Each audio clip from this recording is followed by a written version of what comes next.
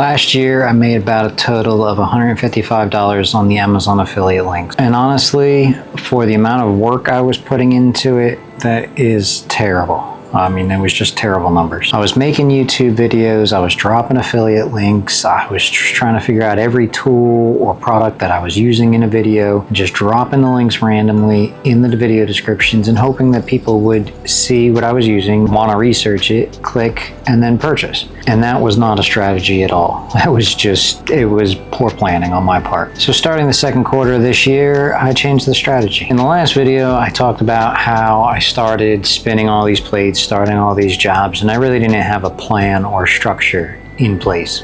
And one of the biggest problems was that everything that I was doing was requiring too much work for too little return. So that's when I started looking into systems that I could use to make the process repeatable, easy, and quick. So in the beginning, I really stressed about recording the perfect script, and I cannot read a script to save my life. I work better when I'm naturally speaking to the camera. That didn't come across easily. It took a lot of videos, a lot of trial and error, but now all of the videos that I do, it's a one shoot, one take. Pretty much I just try to cover and speak out loud as much as I can during the recording and then clean it up a bit in the editing. And the software that I have for editing, it transcribes everything. So I'm not actually editing video.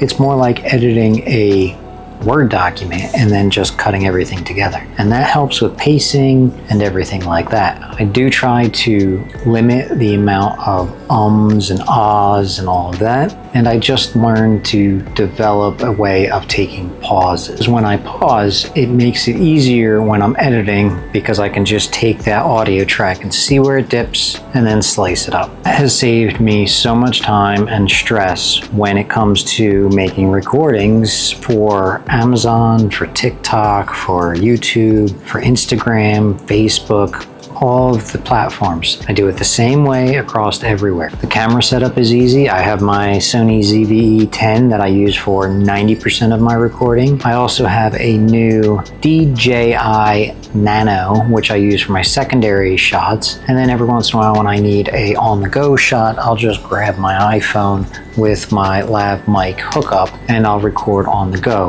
What I've found the easiest to do is I use DaVinci Resolve and I have the Pro account, and then I can use the multicam to stitch those different views and just switch between 1, 2, and 3. The other thing that I've found to help me ridiculously fast and easy is utilizing AI to make all my thumbnails. I'll take a still shot, I'll do the little, and I'll get to the reaction or me holding a product. I'll take that and I'll drop the product information into AI. And sometimes you have to work with 1 or 2 revisions, but usually the first time, now that I've been working with it and I have it pretty much in line with what I'm looking for, it gives me a thumbnail. I don't stress about thumbnails anymore. I used to spend hours designing and working on my thumbnails. Another thing that I would suggest if you are gonna start using Amazon Creator Connections and you're looking for those campaigns that are running and you have a lot of videos in your storefront. Right now I only have about 80 to 90 videos, so it's still manageable, but once you start hitting 500, 1,000, 2,000, it's a lot. So put everything in a spreadsheet. Put the ASIN number, the identifying number with Amazon, the product description, the link to your Amazon store, and any other vital information, the company name and things like that. And then put if you're already enrolled in a campaign and when that will end. And then you'll have a shorter list of things to check. I've checked usually on a weekly basis, and the first time I checked, out of the 70, 80 products that I had at that time, there were 14 that were not enrolled in campaigns that were currently running. And once I enrolled those, I had already saw conversions on about 4 or 5 of those products. So you're leaving money on the table if you're not tracking all the products and checking on a weekly or bi-weekly basis. So like I said, last year I ended the year with $155 in the Amazon Creator Connection. So far this year to date, I'm about 850, 860, and 500 of that is in the last 30 days. So I'm seeing a real uptick in the revenue that I'm getting using these systems that I'm starting to put into place. Now again, this is not life-changing money. yet. So I keep stacking and I keep expanding how many products. The reach will start growing with the amount of videos that I have. It also builds your credibility with the companies that you're trying to get campaigns with. So there are different tiers on Amazon. There's the bronze, silver, gold, and I'm just crossed now from the bottom tier, the bronze tier, to the silver. So that is based off of how much revenue your storefront is actually moving.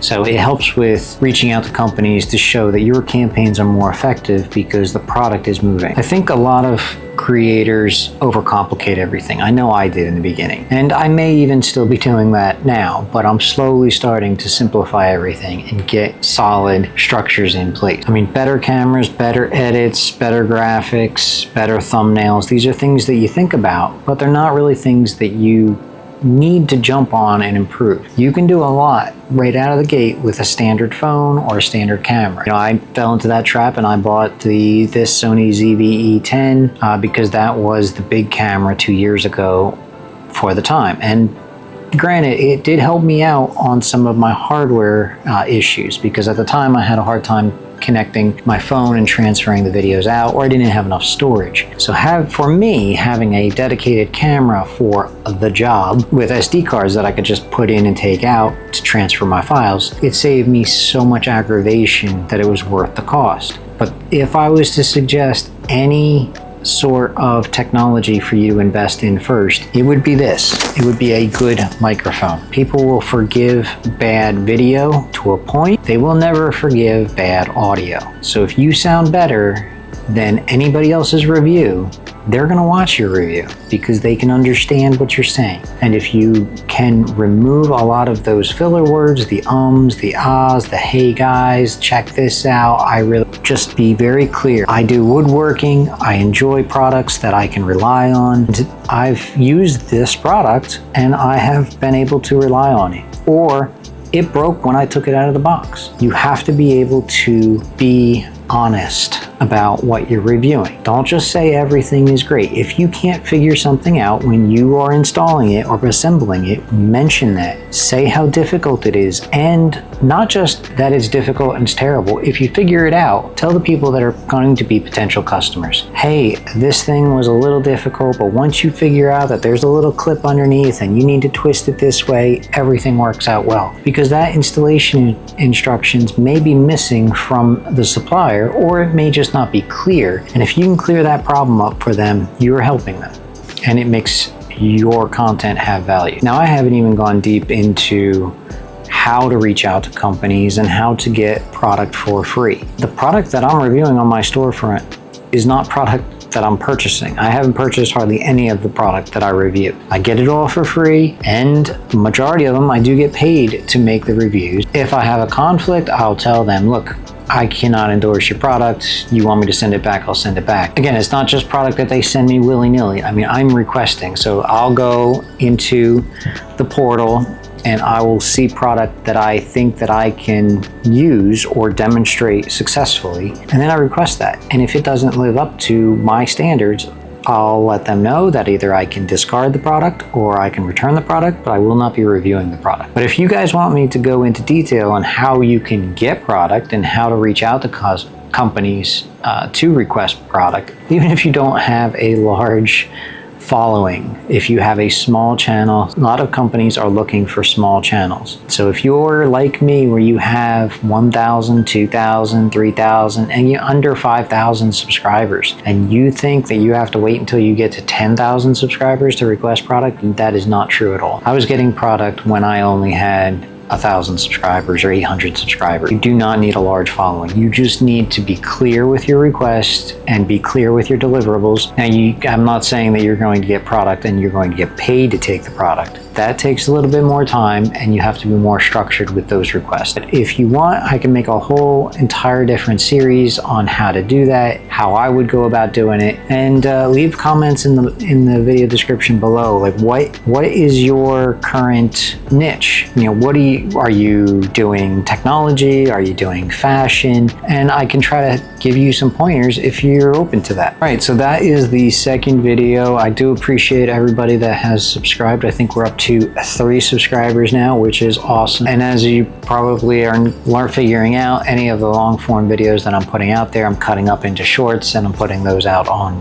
YouTube as well to try to increase the views that all those videos get. So if you have any questions, please leave those in the comments below. I am more than happy to take whatever time I can to answer and hopefully guide everybody else on the journey that I'm on.